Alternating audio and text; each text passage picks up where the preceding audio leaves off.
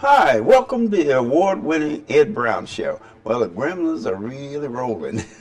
They're here. But anyway, whatever you're doing, we got something special. A local young lady, a doctor, Jatu Zaneski. And I mean the background that she has, she's the essence of strength. This is something very unique that you haven't heard about. This young lady, she got her MD and all of that, and decided she wasn't doing enough, and self-satisfaction just wasn't there. So she decided to get into a wellness group.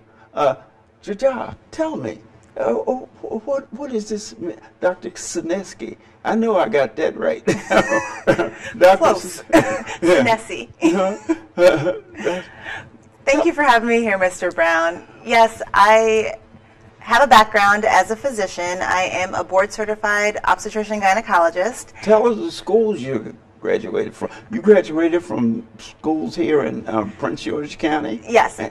I went to Eleanor Roosevelt High School. Yes. I was in the Science and Tech program at Eleanor Roosevelt High School.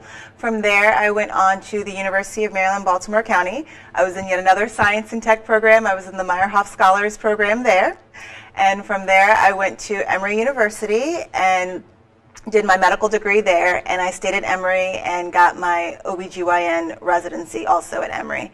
And then I came back to Maryland because my family's here to practice. Mm-hmm. And you're a native of Bowie, Maryland. Yeah, I'm a native of Prince George's County. My parents actually moved to Bowie while I was living in Atlanta, but yeah, I was born in D.C. and I grew up homegrown. Yes, anyway. Yes, and grew up here in PG County. Yes, we're so happy to have you on the show, and you're dealing with this wellness program. After, just tell the people here how you got to that. You know, here you went through these different universities, got your medical degree, and I mean. And then you decide it was something more that you had to do. And this wellness, tell us how that worked into your practice as you're a gynecologist, right? Mm-hmm. Okay. Well, it wasn't a direct transition from practicing medicine to starting my own business where I work with helping people in healthcare, all manner actually of what I call overachieving do-gooders, people who want to help other people, people who've gone to school for a really long time to learn how to help other people, but have a sense that they don't have space in their lives to take care of themselves. Coming from medicine, I personally had experienced that, but my path out of medicine and trying to figure out how to get that self-care into my life is what brought me to doing the work that I do now as a self-care educator and as a life coach. Throughout school, from undergrad, medical school, residency training, I worked very hard. I went to school. I did well in school. I passed all of my certifications. I reached all my benchmarks and milestones as scheduled and thought I would get out and be very happy taking care of people because that's what I'd always wanted to do. Exactly. Most of us would. There were some signs throughout training where I was like, I maybe don't like this quite as much as I think that I ought to, but everyone always says, well, when you get to the next step, it's going to be better because you're going to have a bit more autonomy. It's going to be a little bit more tailored to exactly what you want to do. Once I finished residency and got out to my real job, there was kind of nowhere else to go, so I had to make that work for me. Mm-hmm. And I found that I wasn't able to make my life work for me in the way that brought me a sense of satisfaction that I wanted while practicing medicine. I even took some time off about 3 years into practice because I just thought I was tired, I was burnt out. I'd been going since I was 5 years old. I thought I just needed a little bit of time. I came back to practice. I changed my work schedule, I moved, I did a lot of things to try to change my environment, hoping that would change my sense of satisfaction. What I recognize now is I was looking externally and I wasn't doing the internal work. I wasn't doing the reflection and the introspection that were necessary to make my environment the way I needed it to be in order to be satisfied. And that's what I help people with now, is to try to make that space and take that time. Now that's a tough job, especially after you prepare yourself for one thing and then you qualify, which you've done well, and then you find out there's other things that you have to achieve, and that takes a lot of guts, you know, and everything that after all that preparation that you have and everything that you would, you know, actually get into wellness. When you say wellness, tell us a little bit about some of the things that included in that. I think of it, when I say wellness, some people think fitness, some people think nutrition, especially with my history as a physician. I'm also a certified personal trainer, so people know I'm a physician and a personal trainer, and they think wellness in terms of eating well and exercising. Well, when I was a physician and didn't feel like I had that sense of well-being, I was eating well and I was exercising, and I still didn't have that sense of I feel well in my bones. What I've recognized was missing was self-care, which is, like I said, that whole concept of making space to reflect and figure out what works well for me in all different aspects of my life. Because there's sometimes that things will work, you can make one aspect of your life work well and the other aspects of your life suffer. So it's about taking time to figure out what works well for me in all of the different aspects of my life, and how can I, who do I have to be every day to make it work well for me in all the being an analytical chemist, research chemist, that's what I would call self-analysis. Yes. In other words, most people don't want to really analyze themselves. You know, they're a little prejudiced, you know, about certain things. Then other things is they misconcept. There's a misconception in there because of the way that they feel about the step that they have taken. Absolutely. And I will say, honestly, I struggled with that too. Even though when I stepped away from medicine, and I stepped away from medicine with no plan, just open to whatever would happen. But I decided I wanted to be an OBGYN when I was 12 years old. Wow. So I had spent my entire life to attain this goal. So and you achieved it. Exactly. And so that should be self-satisfaction. Why wasn't it?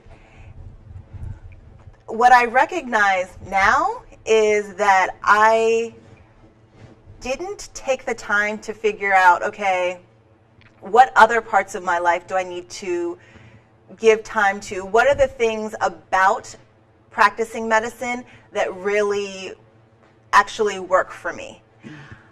I just thought when you go to school, you get a syllabus, and they say, learn these things. These are things that are important to learn. And I learned all the things that were important to learn to do the job, but I didn't learn all the things that were important for me to know, for me to do that job. So what I liked about medicine was helping people feel empowered to stay healthy, creating relationships with my patients. And the way that I was practicing didn't necessarily support me being able to do all of those things at the same time. I think that people ask me all the time, would you ever go back to medicine? Would you ever practice again? I would be open to it. I would have to do it in a different way than the way I was doing it, and I wasn't clear on what it was about medicine really that worked for me at the time. So that's why I tried a lot of different things that didn't work for me in my attempt to fix the external. I didn't know what it was within me that made medicine, that drew me to medicine, and so I ended up leaving because I couldn't get clear on that.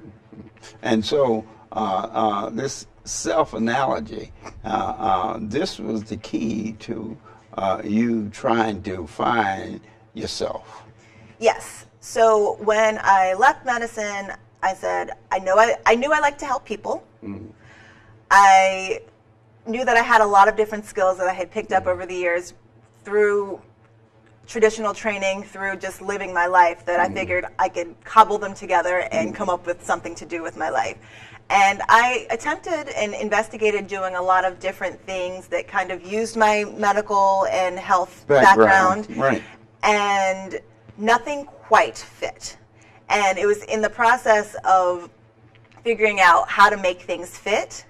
I was actually working as a personal trainer and was considering adding health and wellness coaching to personal training so that I could... So that is the combination that you're in now, wellness and personal training. Similar, not exactly. Okay. I was thinking health and wellness coaching, which actually is more focused on healthy lifestyle habits and nutrition. And I actually ended up working with a life coach, trying to decide whether health and wellness coaching would work for me, and working with a life coach where you take into account all the different aspects of life. Now explain that. A lot of people say she said something about life coach. What's a life coach? So when you think about, let's say, a sports coach. Mm-hmm. Right. Okay. See, they can people are pretty. They can relate to that. People are pretty familiar with sports coaching. Okay. Golden State Warriors won the NBA playoffs yesterday. Mm-hmm. Steve Kerr is their coach. He helps them make the most of their skills. The players have their skills. The players are able to do certain things. He helps them utilize their skills in the best way to be able to win the games. Mm-hmm.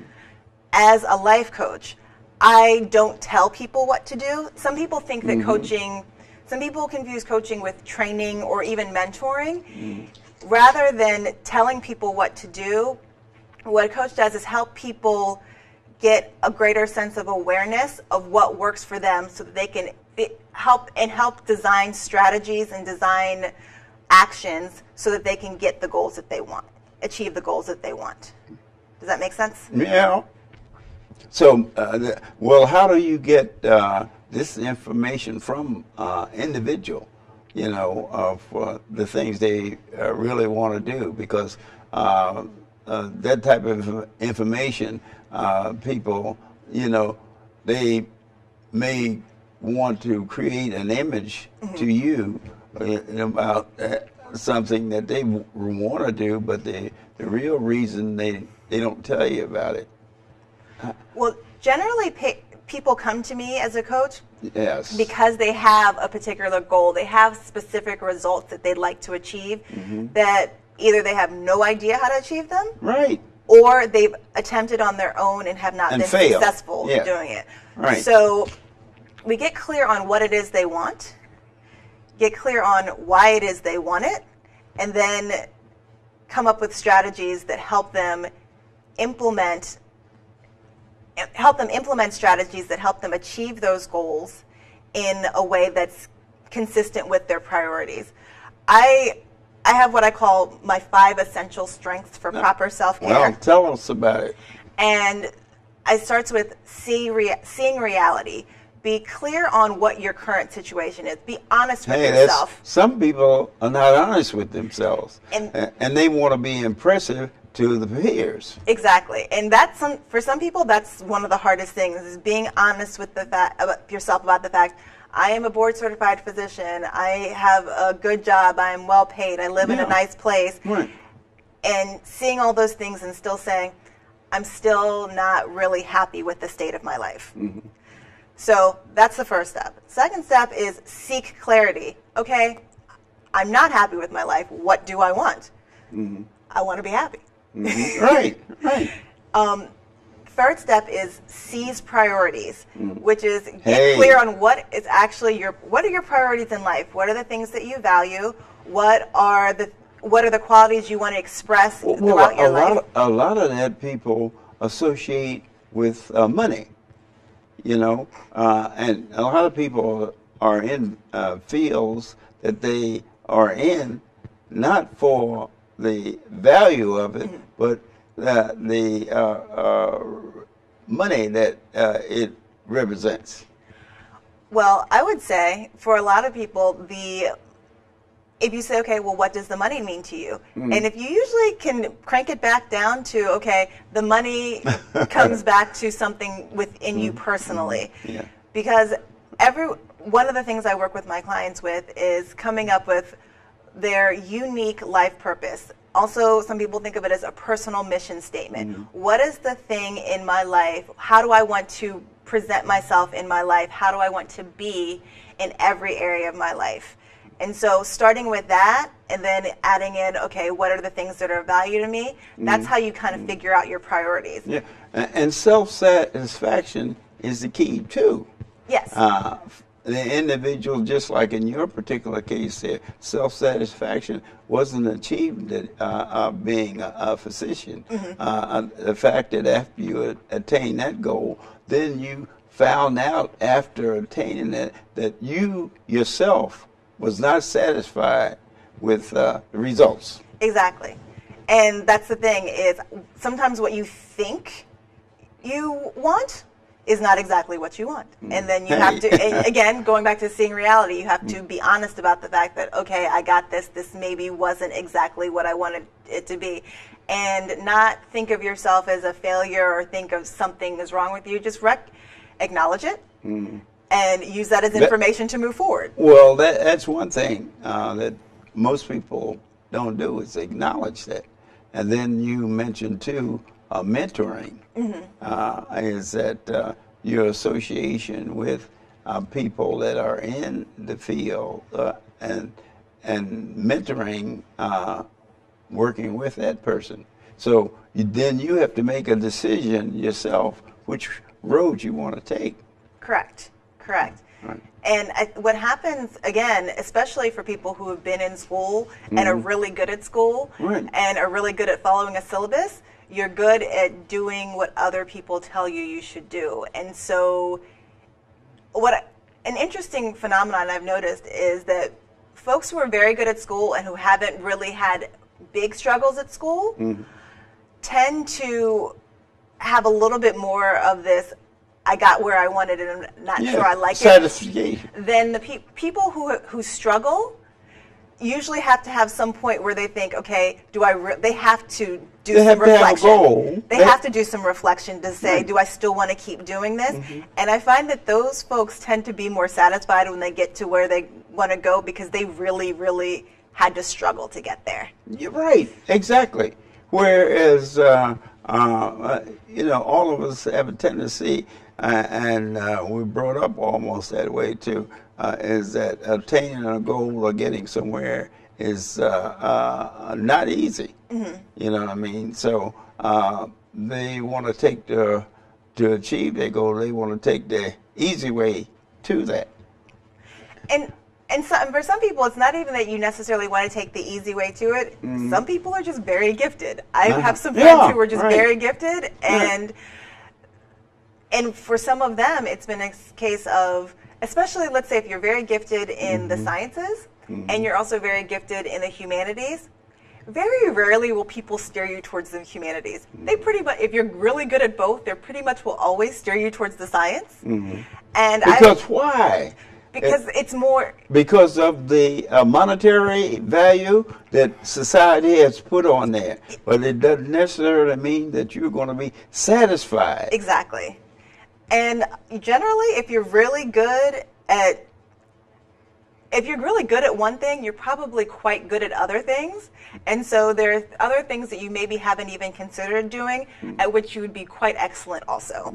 And so sometimes it's just a matter of opening your mind and not being prejudiced against the things that you actually you can do. Well, how do peer pressure work on that? I mean, could be husband, or wife, brother, sister. How does that work as far as wellness? Do you seek advice from the people that are playing these roles in your life? I think for a lot of people, it varies from person to person. For a lot of people, though, once you get to a certain level of, let's say, achievement, let's say you've been out of your training, whether it's a graduate program, a medical program, whatever, for 10, 15 years. You've been out for a while, you've gotten your board certification. At this point, you've started acquiring things. You have maybe a certain level in the community. And to take a step back and say, I don't really like this, you have sometimes spouses, sometimes parents, people outside saying, well, why would you want to do something different? Because everything looks great to them. So there definitely is that aspect of it, and you kind of have to get to the point where you say, I think my opinion's more important than yours. Yeah. Well, that's what I mean, is that, those are obstacles that an individual and making a decision that you made, that people in their lives will have the peer, would have that pressure on them to continue. If, in fact, in your case, that you're successful, hey, say a person decides, say, well, I'm tired of this, you know what I mean? I want to do something else. Usually, especially when a child is depending on monetary help from their parents. Yes. And they have a tendency to say, well, I say, your parents say, hey, what's wrong? Say, yeah, are you very successful? Why do you want to do this? And see, that has an effect in your reasoning for making change. Yes.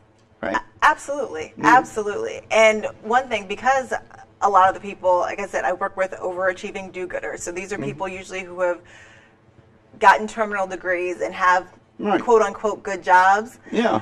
And for a lot, I was fortunate, I always say, in that I was single with no children when I decided to leave my job. So I was making the decision for myself. I had paid off my school loans, so I had a lot more leeway than a lot of people. And part of some of the work I do with some of my clients is figuring out, okay, maybe you can't make that drastic leap like I did, but I was just able to decide in January and stop working by summer. You maybe have to come up with goal planning. So actually, going back to the five essential strengths, strategizing possibilities, coming up with different possible things that you can do. So it might not be an immediate, I just don't like my job, I'm going to quit right now, but coming up with a viable plan that works for you in your life. And that's part of the reason why I say coaching, I'm not going to tell you what to do, because everyone's life is different. So what works for you in your life might not be exactly the same as what works for my other clients. Well, how do you different when people have different goals? How do you, in your wellness coaching of that individual, when they know it's something, but they haven't really decided what it is? So again, one of the first things I do with my clients is identifying your unique life purpose. And from there, everything is kind of evaluated through that purpose. Okay, these are the things you think you might want to try. Let's think about if that's purposeful for you. Is that aligned with what you've evaluated and determined is your purpose? And sometimes it is trial and error. Sometimes you research something, you look through the different things, and you realize, okay, maybe that's not going to work for me. But going through and having the tools to be able to evaluate that in a way that's not just guessing is helpful. Okay. Now you have something here that on your card, I think that we have time to, is 1, 2, 3, 4, 5 items here. And do you feel overeducated and undersatisfied with your life? You want to respond to those? So these are questions that I ask prospective clients. Do you feel overeducated and undersatisfied with your life? Okay. Do you feel like you did all the things that you were supposed to do that were supposed to bring you the sense of satisfaction, but it's not there? If so, you might want to come speak with me. Right. Well, that's what I mean. These are the things that really qualify an individual for your services. Yes. Yeah. Do you feel like your life needs to be different but are unsure how to make the necessary changes? And the person has to answer that, and it gives you information. Then you weigh the information that you get. Yes. Based on the advice you give them. Well, this is kind of even just like a pre-screening for people to say, okay, if you're answering yes to these questions, that might mean that we should talk to see if I'm not saying that I am the best answer for you. I'm not saying that we necessarily should work together, but I'm saying it might be worthwhile for us to have a conversation and see if I could be helpful to you. Okay. All right. You can go to the next one. Oh. Do you wish you had more time in your schedule to take care of yourself? So this is especially when I work with people in healing professions, healthcare, not people who work for nonprofits, educators, people who are giving and giving and giving and spend their times focusing outward and helping other people, don't take time to take care of themselves, and so they end up getting burnt out.